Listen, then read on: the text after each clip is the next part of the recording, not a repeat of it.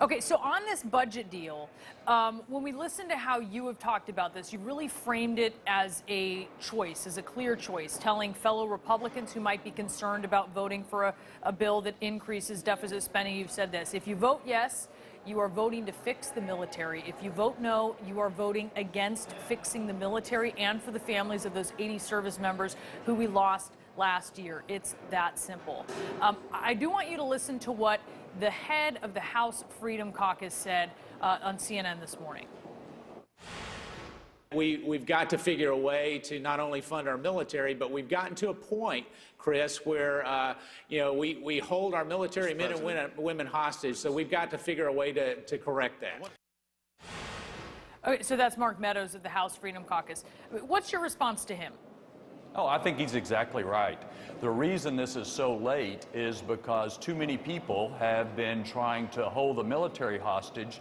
Nearly everybody agrees we've got to do better by the military. But unfortunately, you've had some Republicans say, well, we don't want to increase spending there unless we cut spending elsewhere. Democrats say, well, I don't want to increase military spending unless we increase other spending. And then you've had the immigration issue. So the military has become a political football while it is the first job of the federal government. So funding the military on its own is absolutely what we should do. But while we're trying to figure out how to do that, we've got to fix our planes, fix our ships, fix the training that has been deficient for too long. But it's not just about fixing ships and fixing planes and keeping the military where it's been, right? This is also about funding a military that has an increased commitment to fight ISIS. It has and is going to continue to have a more permanent presence in the Middle East as well as other places to take on ISIS. We're talking about money for readiness to take on North Korea if need be. So it isn't just about fixing these things that are broke or have fallen into disrepair. This is about expanding the military, right? Well, you're right, it's about both. But don't neglect the human cost that comes from inadequate funding for the military. For example, we lost a lot of sailors a few months ago in Asia. Part of the reason was some of those sailors were working 100 hours a week. Some of them did not even know how to work the console in front of them.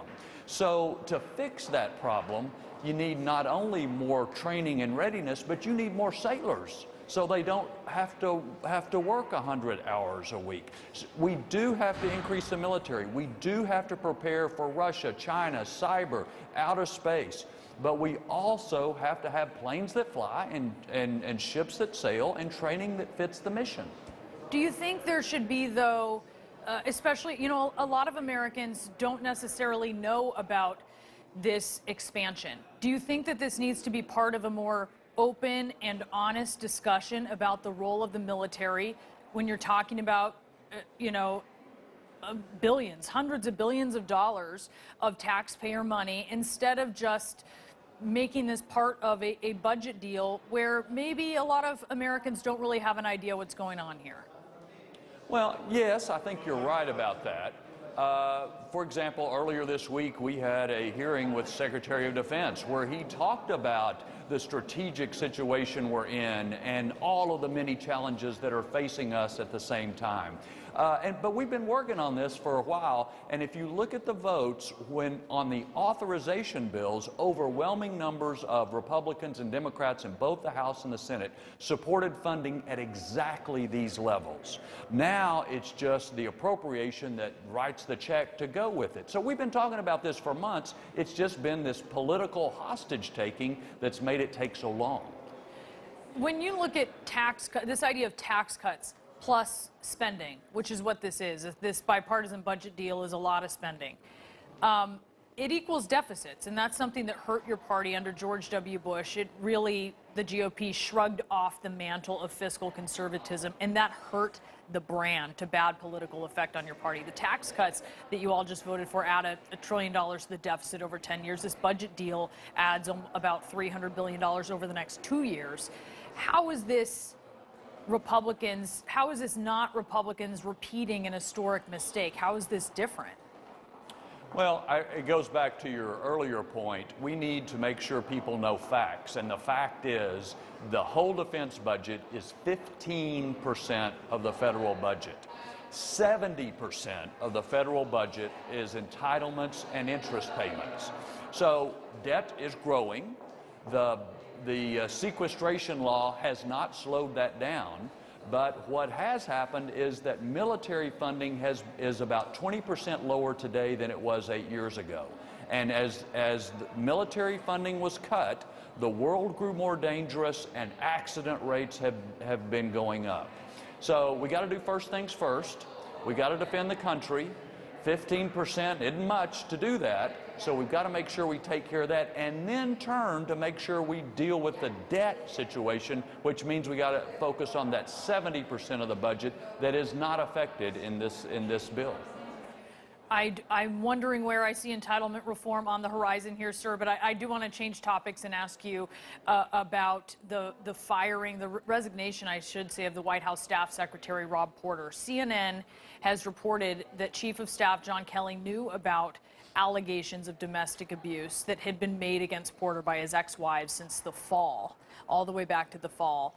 But they kept Porter in the job.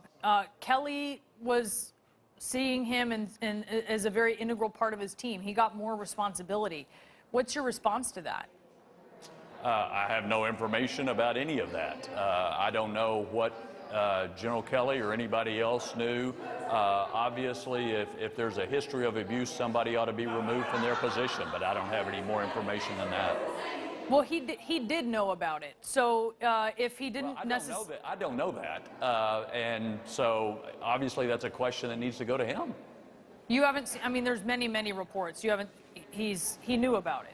No, look, I'm focused on trying to fix our planes and ships and do the right thing by the military. I know y'all cover a whole lot of issues, but I am very laser focused to do the right thing by the men and women who are risking their lives for us. All right, Democrats, they're not going to let this go, though.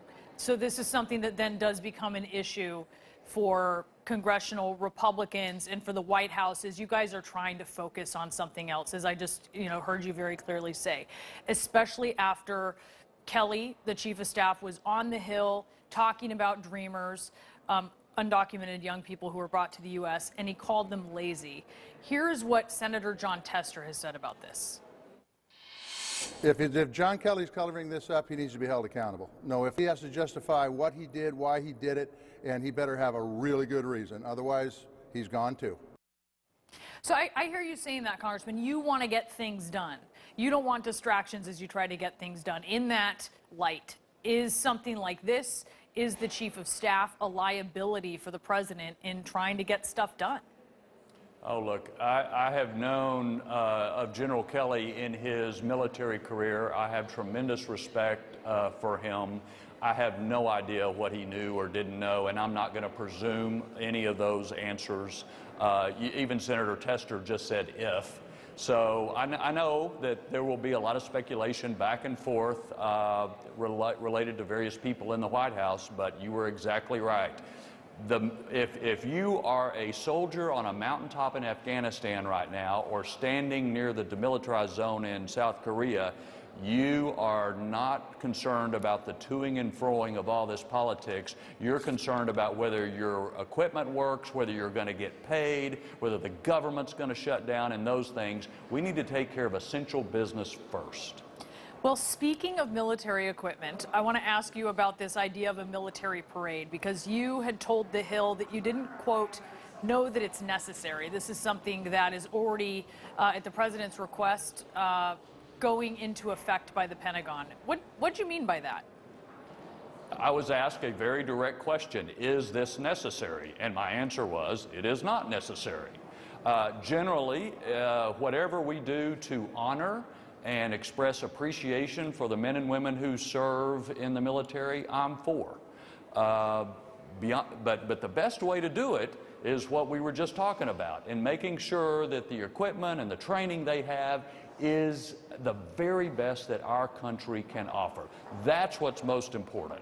And again, I think for us in Congress, under the Constitution, that's our job to build and support, provide and maintain the military forces of the United States. We need to do that. So if you're looking at, because we know it would be a pretty big price tag for a parade, you would rather see that money going towards equipment, preparedness, this expanded role, and making sure that it's funded.